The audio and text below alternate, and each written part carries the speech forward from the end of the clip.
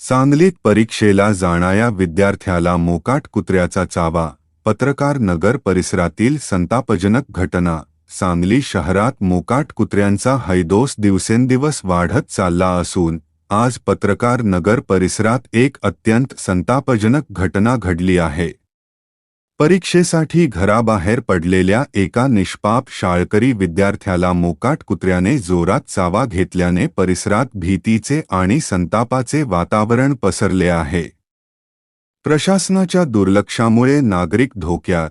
सांगली मिरजकुपवाड महानगरपालिका क्षेत्रात सध्या मोकाट कुत्र्यांचा मोठा सुळसुळाट झाला आहे.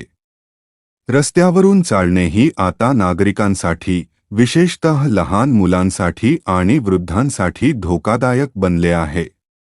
यापूर्वीही अनेकदा तक्रारी करूनही मनपा प्रशासनाने या समस्येकडे जाणीवपूर्वक दुर्लक्ष केल्याचा आरोप होत आहे. आजच्या घटनेनंतर महानगरपालिका प्रशासन अजून मोठ्या दुर्घटनेची वाट पाहत आहे का, असा संतप्त सवाल नागरिक विचारत आहे.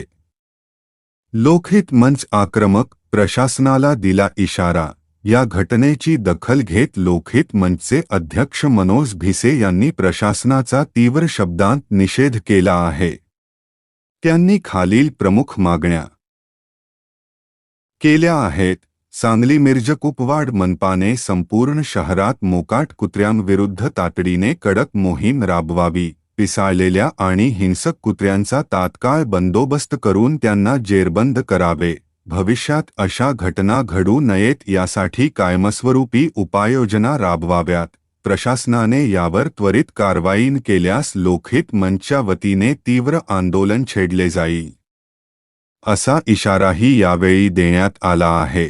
सम्यक महाराष्ट्र न्यूजसाठी मी प्रमोद चिनके.